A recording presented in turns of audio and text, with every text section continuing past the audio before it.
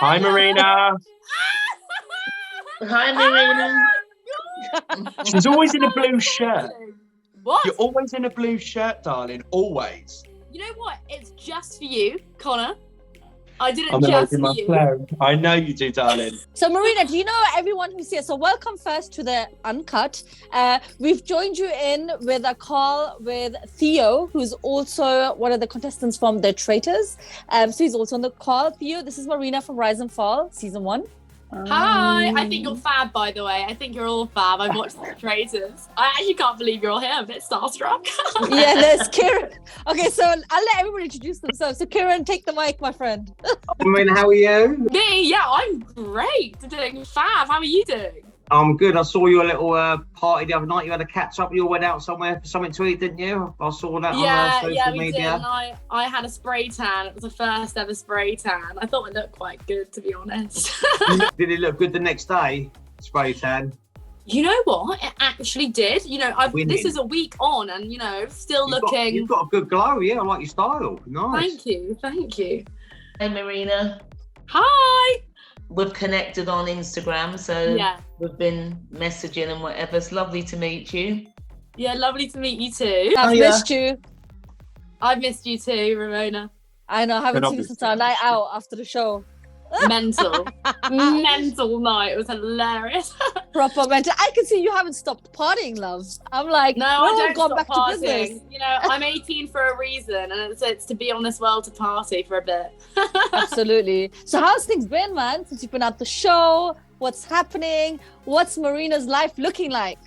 For me, it's all been great. You know, very fast paced, really interesting. I'm very grateful for kind of all the opportunities I've been given. Just to be able to speak out, you know, thank you for giving me the opportunity today to come on. It's so exciting to go on podcasts, to go on radio, because like, it was interesting with the show. And I think you see two really different sides of me. You see Grafter Marina, which you see for such a short amount of time. And then you see Ruler Marina. And Ruler Marina is very much only talking about the game. And this is the thing.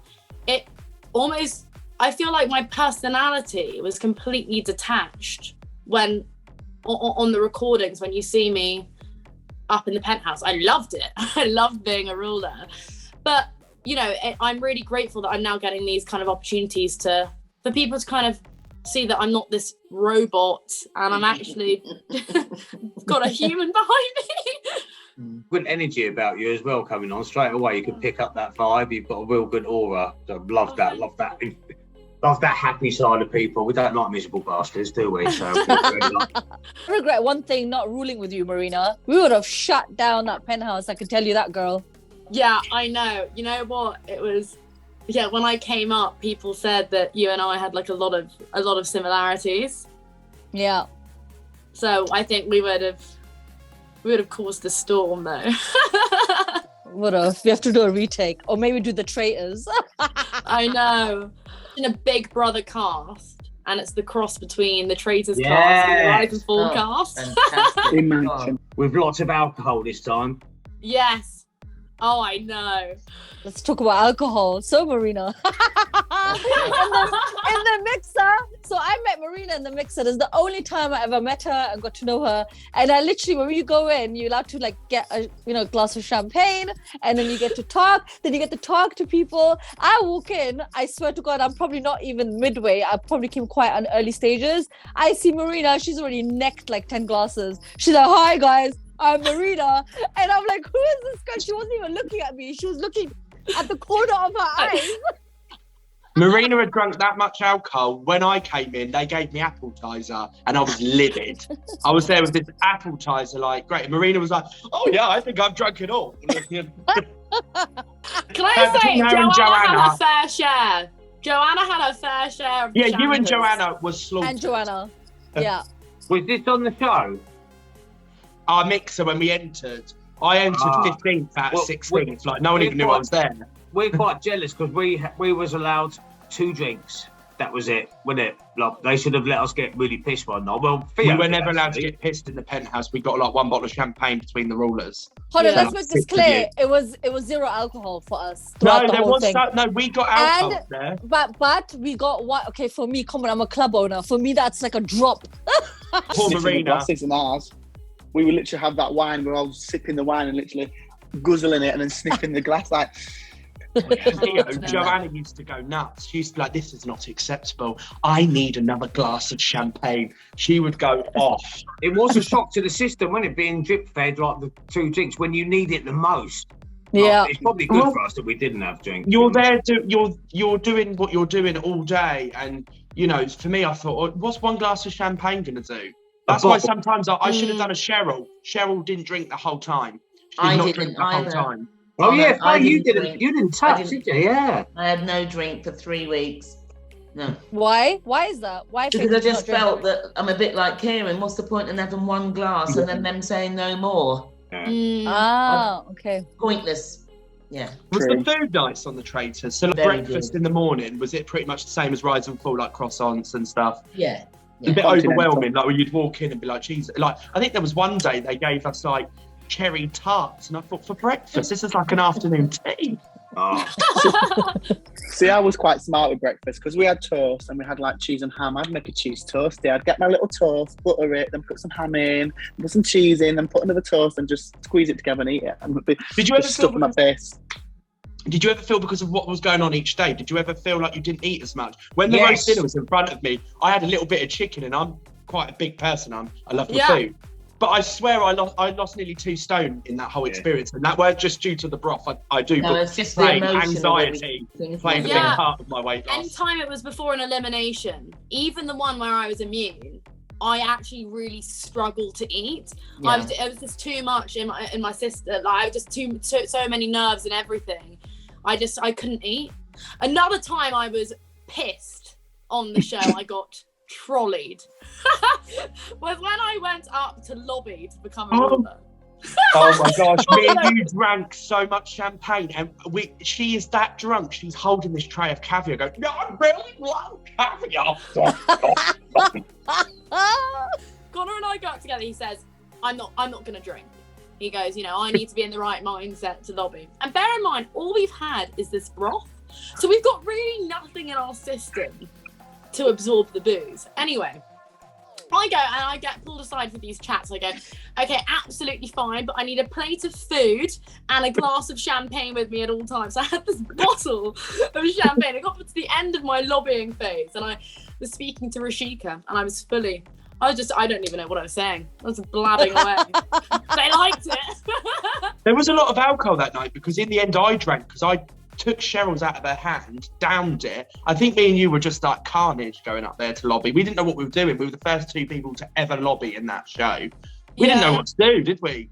I thought I did it. I thought you were 100% going to be, you were going to rule because I thought I went in because I just disliked a lot of the things they'd done because, like, as I've said quite a few times, I felt like Ramona was ganged up on at the beginning and we all said it, like, you can hear it in episode, was it 1 or 2 or whatever. Marina, you said that. So when the guys came back, Oh my God! she was sat next to Rachel and Rashika and me. So we're sat there eating this broth, and then Marina went, "I actually think Ramona was bullied by the people up there."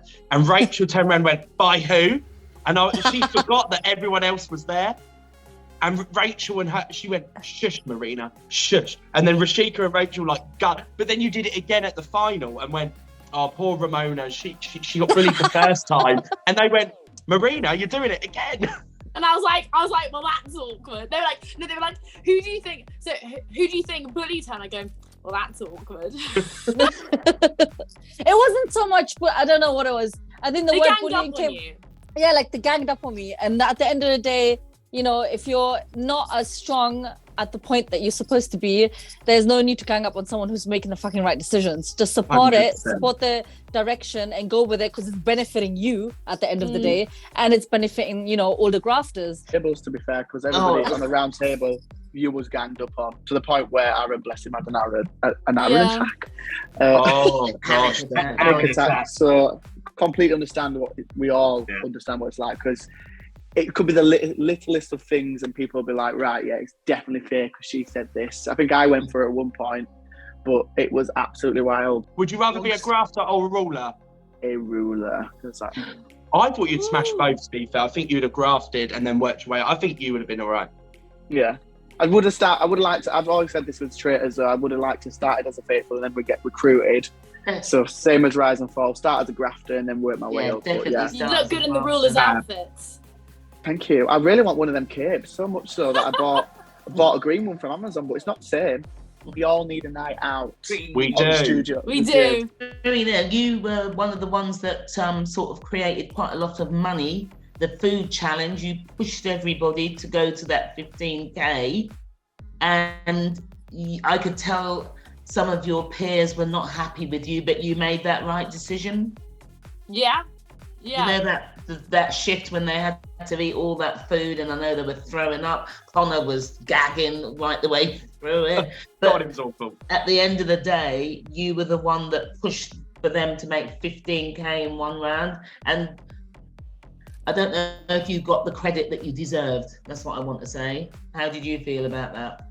Thank you. I mean, I think I agree with you. I didn't get the credit I deserved, but I also don't need credit in order to do well. I will keep on making those same choices and those same decisions, and it won't knock my work ethic by not getting that credit. And I think something that kept on coming up when we were in the penthouse was very hypocritical. There was, one day it was suddenly we made this decision, and then other days, if it's the right person, they go, yeah, you were amazing, you did this, and then suddenly sometimes it's okay to say I made this decision, and then other times it can only be no, it was we did it. But people use that kind of argument to kind of to their advantage, when it suited them, it suited them. And and I think that I was really proud of the decisions I made. I was the first grafter to go up, and to go in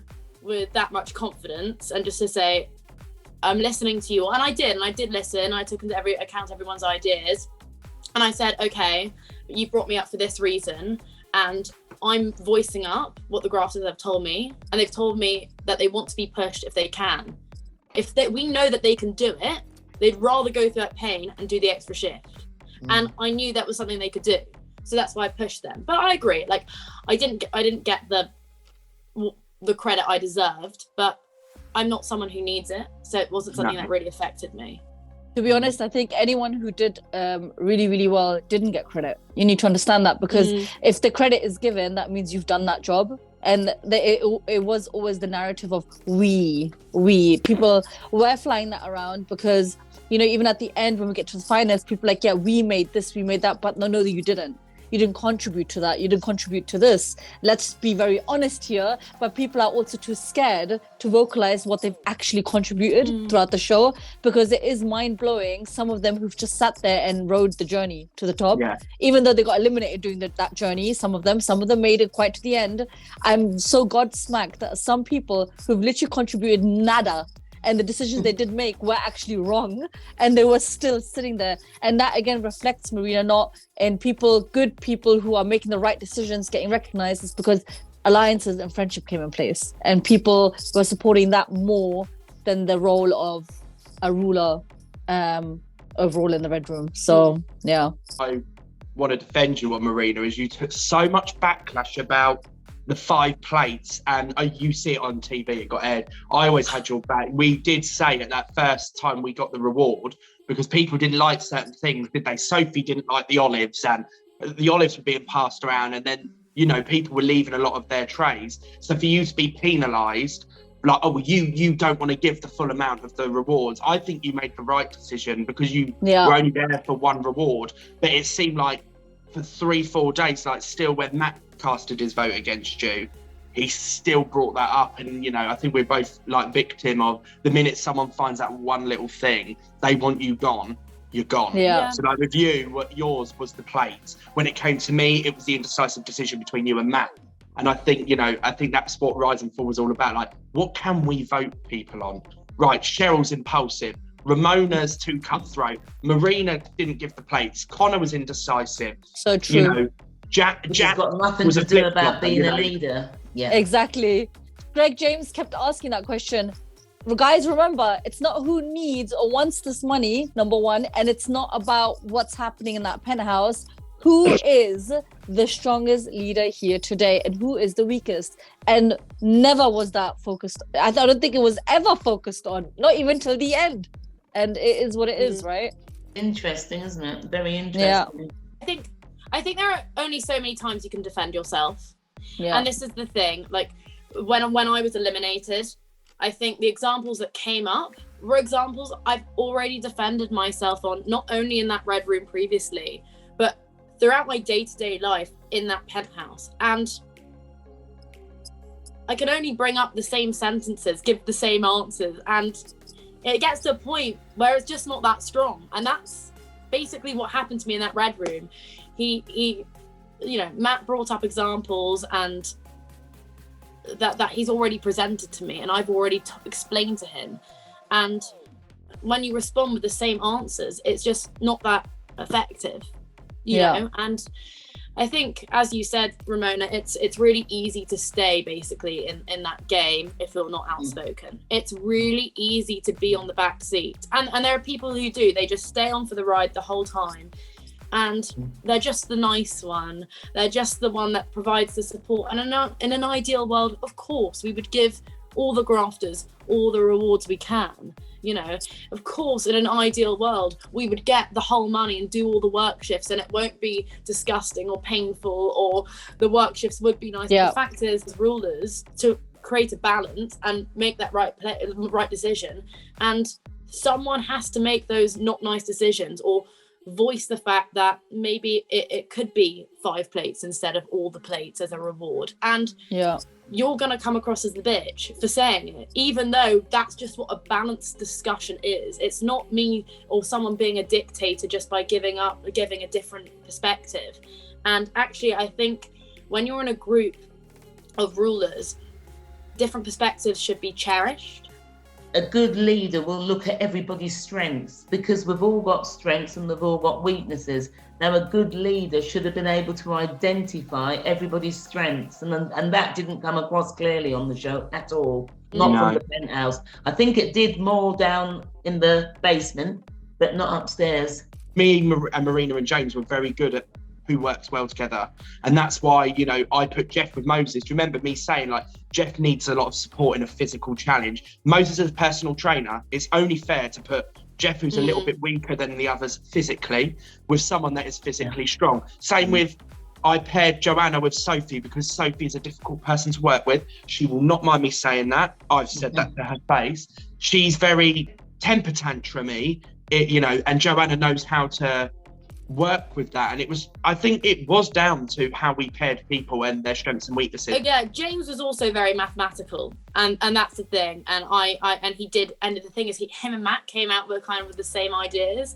and that's why I ended up voting for Matt, because I was like, oh, it's now got to a stage where actually the skills you have and the same and James both have, and we need a diverse set of skill sets, and you don't bring that's the reason why I voted for him. But to be honest, James would have, you know, James should have been at the end table. I'm sorry, but James should have made it to the end. James did contribute while I was a grafter a lot, and he had a lot of good opinions and a lot of good direction, like you did, Marina. And also, obviously, Connor I didn't see as much because Connor was already in the basement by the time I got there. he was the next one down the lift, and I was like, I was actually happy because I'm like, Conrad. I think Marina, Conrad. Marina and Conrad, and Connor, you both were head to head. That's how you stayed in, wasn't it, Marina? Yeah.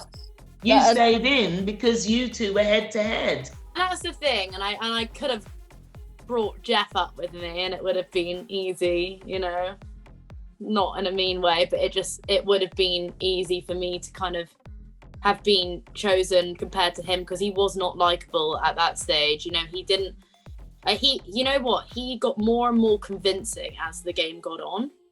And I think at that stage, I think it would have been quite easy for me up against him, to be honest. But I chose Connor because he was just the right person, and at that time he was just the better person to go up.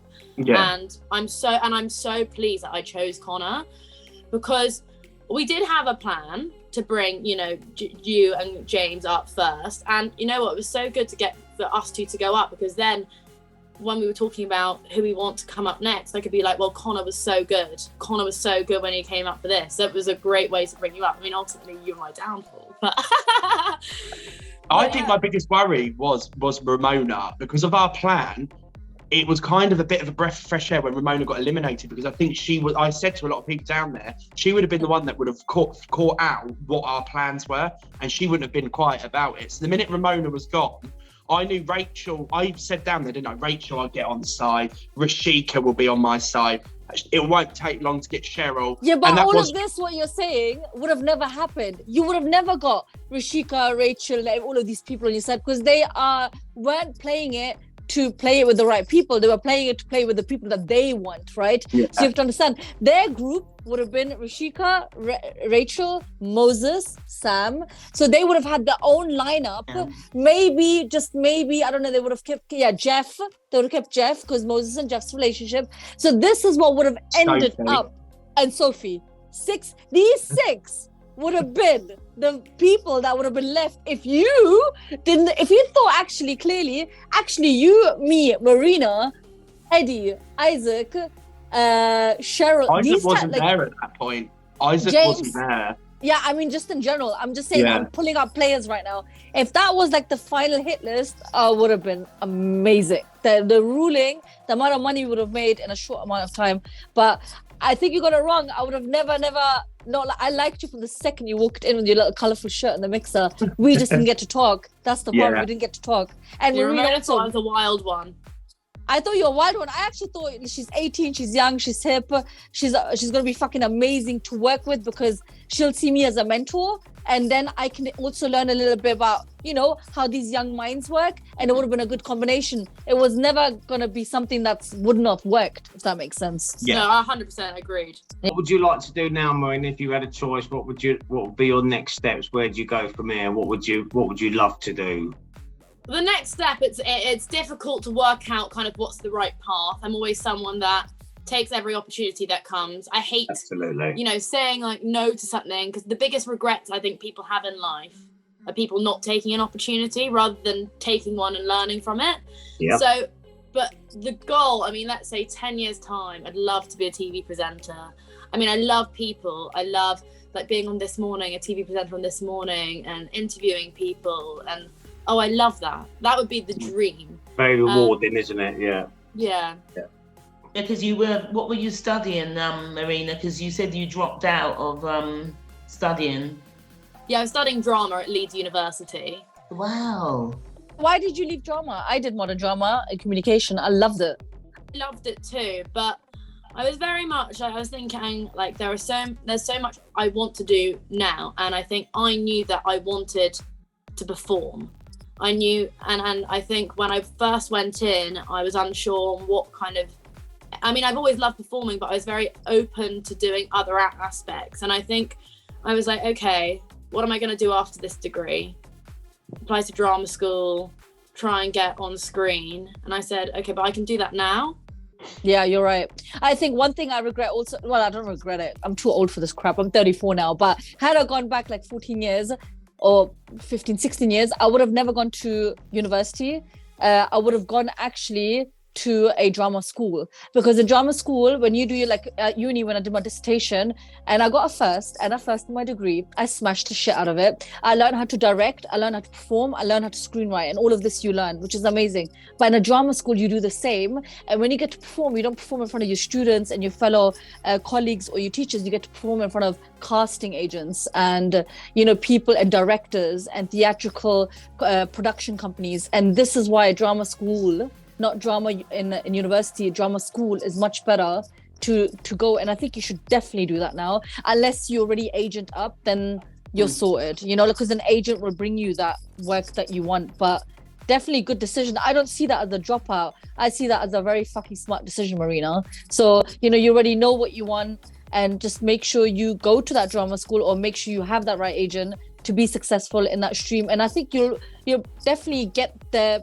before you would in a degree, 100%. Because I did the degree, I ended up in business, and I'm never gonna say, oh, I'm regret it, because it actually gave me the confidence in what I am today, and that is come from performance, and the knowledge of writing and directing and being so outspoken in business. It's what's made me successful. And I think with you definitely are going the right way, and I don't think you are at all a dropout. I think you made the best decision. Thank you. That means a lot. Thank you. Not what Jeff said. Let's throw Jeff out. Onto the side. You know what? It's not that he even believes it. He just came in to cause chaos. You know, he went to Matt afterwards and said, "Oh, that was an actor's cry. She wasn't actually crying." He wouldn't actually mean it. But I have a question, Marina. I really want you to be honest, or maybe you're not allowed to be honest. I don't know. Fuck it. I'm gonna ask it. When you were on that dinner table, and I know what you're saying. Yeah, and I swear to God, because I was vibing you, and I was like, I would have done. I'm like, good performance. I really want to know. Be really honest. Did you actually think and feel? You know what I'm gonna say? I will be straight up about the whole "you're good" situation. I love it. It's my Is that the one with Rashika? Yeah. You're good. Okay, I will be. Can I say candid? Completely candid. I at the time, I genuinely meant, like, because there's a conversation before. She started crying because Matt was talking about how she's a good ruler. And I'd only just come up at that time. I'd only spent one full day in the penthouse. Yeah. And so Matt was talking about how good a ruler she is. And so when she started crying, I was like, no, you're good. Like, you're a good ruler. That's what I was meaning. Like, you're a good ruler. But she wanted to go and deliver the message, though. Yeah. Then she got really emotional about it. So she wanted to deliver the message to the rafters. Then when I can't remember who said, "Oh, that'll be a great thing for you to do," she got really emotional. And then and part of that emotion was Matt saying, "You're a really good ruler," all this stuff. And then she goes, "Matt, every time you say this, it makes me want to cry." That's right. And I was just saying, like, you're good. You're good. But then, as in, you're a good ruler. But then, you know what? Watching it back now, because this is what I didn't see. Because at the time it was day one in. But watching it now, and I kind of see the things that she said in the MIVs, in the interviews. Yeah. I didn't realize kind of how much of a game plan. You know, she really, I think, thought I don't want to use the word conniving but some of the things she said in the game were quite conniving. So I almost don't mind now looking back on it if it comes across that I was mean, like, oh yeah, you're good. Because she did play a game, and she played a great game. Like, kudos to her. She played a great game, but at the time I didn't realise it when I was saying it, so I didn't mean it when I said it. Got to a point where it just got over emotional, and the game caught up with her, and she started saying things that weren't there. You know, she said Matt didn't listen. She said Cheryl was too quiet. And there was a point where you see me cry to James. What they don't show is before that, Rashika pulling me into the room, in the dressing room, and shouting, being like, "You're not a good person." Like, she just shouts at me, being like, "You're not a good person." We never saw that bit, did we? No, and then I just go, okay, and I leave. But I didn't want any of that to be a part of the vote. Like, I didn't feel, and that was why when I spoke to her, I took her aside and I didn't do it in front of everyone, because I didn't want that to be part of the vote. But she was the one that started, like, talking to Matt about it, talking to everyone about it. I didn't do that. And so she just lost her head in there. And the thing is that as a ruler, you're not just a ruler in that red room, you're always a ruler. Because how you act the whole time affects everyone's emotions and feelings. And if you're not in the right state of mind because of someone else, you cannot go into that red room and make the right decision. So it's all a knock-on effect. But I thought when you came in, you made a huge impact, because you even had a say in Prince going, because it was out of Cheryl and Prince, and you were left with the decision to make which one went, and it was you that had to say Prince. I mean, it was just so obvious for me. But you had a lot to say in a short amount of time, didn't you? Yeah, and it probably would have been logical to have kept Prince, though, because Prince really did back me. you know, Prince was probably one of my biggest supporters in there. He only ever spoke highly about me. Even after he left, he did an interview saying how much he thinks I'm great at being a ruler, and he really had my back. So strategically, not the best move to get rid of him, but also it was the right decision, and I had to do that. And guys, just remember, you're all good. I love that. I actually like it. You smashed it. Good. Okay, cool. Well, Marina, thank you for coming on the Uncut. Woo! Thank you so much for having me, and genuinely, it was so lovely to be able to talk to you all, and actually, like, finally be able to just be all together. Hopefully we'll meet soon. So Yeah, yeah. it'd be lovely to meet you in the flesh. Yeah. Honestly, thank you so much. It was so great speaking to you all. Sending Good luck lots of with love. everything. Lots of love, Marina. I love you all. Bye. Bye.